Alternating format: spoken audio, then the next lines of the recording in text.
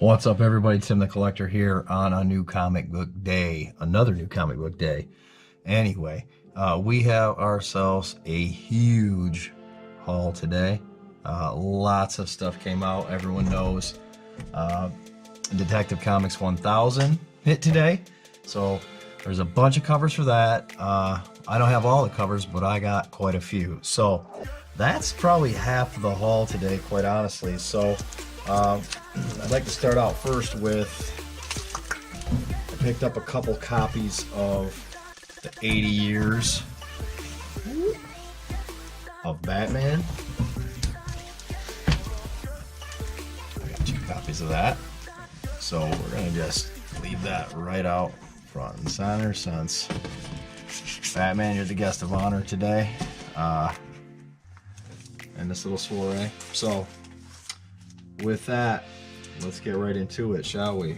All right, we got a lot of covers for this one, folks. I got 2 copies of this because my discount comic book service covers came in as well. So I kind of just blended this stuff together today. We got a real cool Joker cover here, old school. These covers are just really cool. A lot of these covers are really cool. It's a $10 book though, folks, so if you're buying these, beware. It's a $10 book. It's a big, thick, square-bound book. So you got kind of the Frank Miller look here. You got the big elongated ears on this one. You got different decades, obviously, throughout these.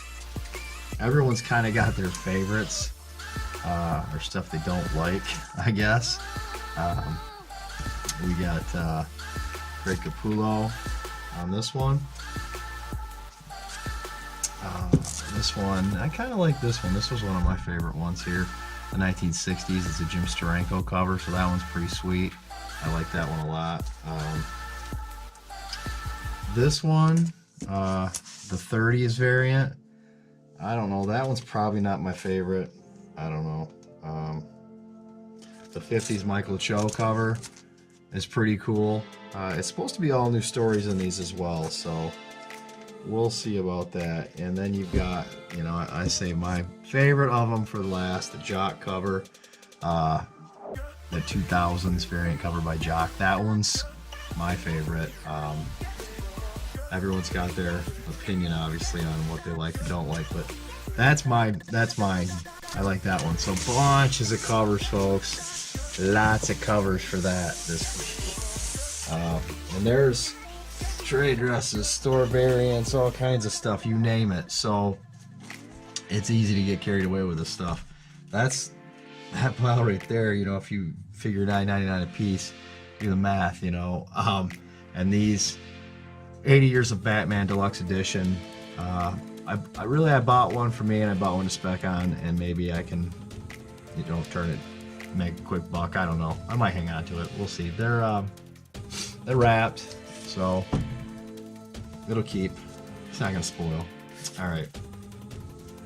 Next up, we've got Action Comics number 1009. The B cover, I like the B cover. It's pretty cool. The A cover, I don't know. Clandestine organization, both good and evil continue. Oh, as clandestine organizations, both good and evil continue to fall, the official countdown to one of the biggest stories in DC history begins here. Clark Kent and Lois Lane go undercover to find out who is behind the destruction of the Cobra Cult, the DEO, and some of the greatest organizations in the DC universe. As the threat of Leviathan looms over everyone and everything, the Man of Steel must trust Amanda Waller with his biggest secret, his identity as Clark Kent. All bets are off and all rules will be broken, as Leviathan has come to change the DC universe forever.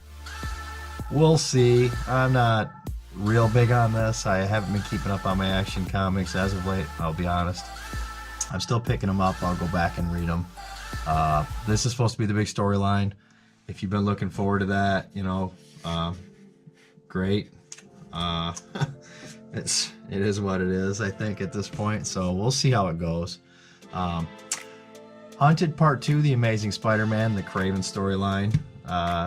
That's the Kraven stuff's just classic. It's, you know, the covers are cool. Looking forward to reading that one. Next up, Heroes in Crisis. We got 2 covers for that. We got the A cover, the B cover. This is 7 and 9, so we're getting there now. We'll see. The Trinity may have uncovered the true killers responsible for the deaths at Sanctuary, but the artificial intelligence that ran the institution is one thing standing between them and the culprit. Now Batman, Superman, and Wonder Woman must face off with their own creation and face the consequences for what they created. Also, as the truth is uncovered, Booster and Harley go from being enemies to allies. So it's been a really good series. It's a little tough at times to read, but I've enjoyed it. It's a little different. It's more of a grown-up theme to it, in my opinion. It's been a good series. I like it. It started out a little morose, but that's the way it goes.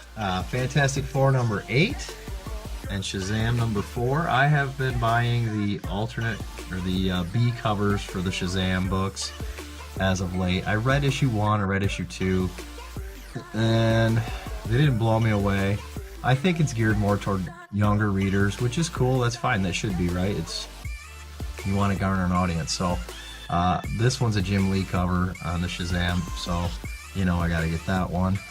Fantastic Four, their covers are hit or miss for me. I think this one's kind of cool.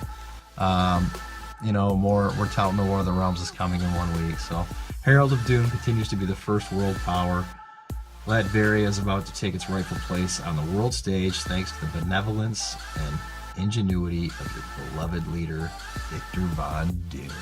So yeah, I kind of like the Doom stuff. When you bring Dr. Doom back, then it's worth reading. So I'll stick with it for a minute.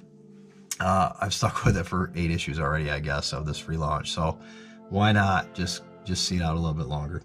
I think Fantastic Four are going to have a really big tie-in in this War of the Realms scenario. So we'll see how that unfolds.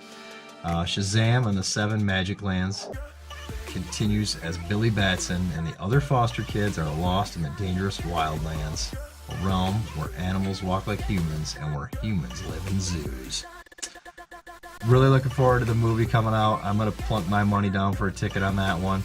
I don't generally. I wait for them to come out, but that's one I think I want to support. I want to see it. I grew up watching it. I'm excited. I think Zachary Levi, I was really lukewarm about that guy being Shazam, but his humor is kind of like childlike demeanor almost. I think he's probably perfect for that role, especially if you play it as Billy Batson in Shazam's body, you know, not Billy Batson displaced in Shazam as another character. But so I think the way they went with it, I think it's going to be really good. We'll see. So hopefully we're not disappointed, right? Let's get one right, DC. Avengers No Road Home number 7. We got 2 covers. Conan featured on both, so pretty sweet. They're pumping the Conan. I don't care for how he's drawn here. He just looks like a little average dude on this one. Like, what's going on?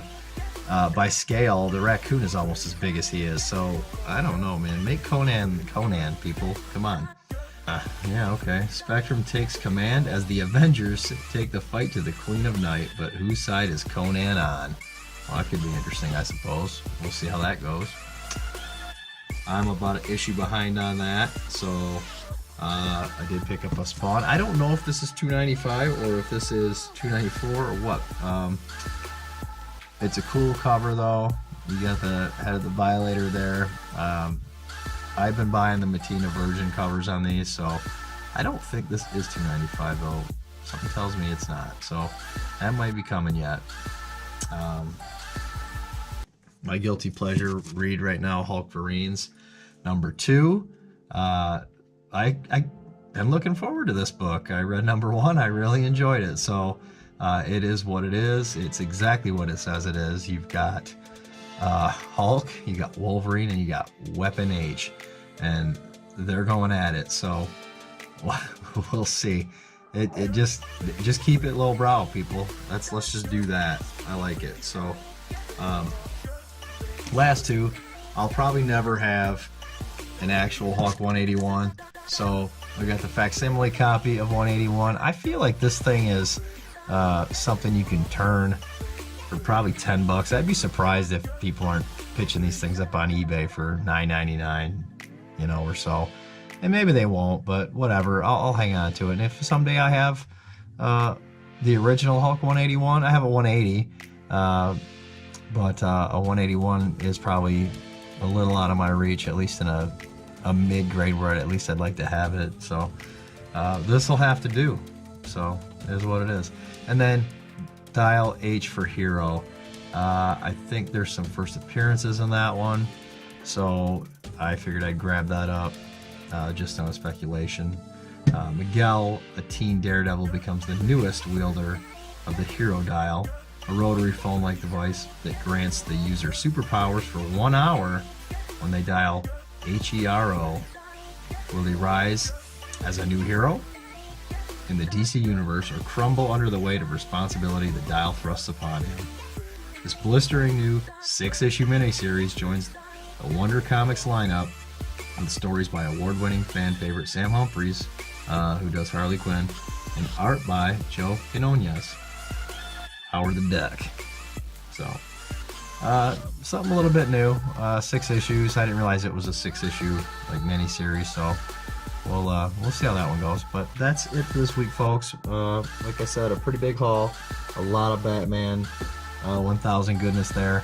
So, and again, I'm going to say my cover of the week right here is going to be the Batman 1000 Jock variant.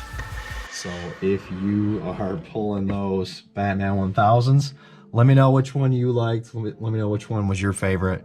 And hopefully you got the ones you wanted. All right, till next time, folks. Bye-bye.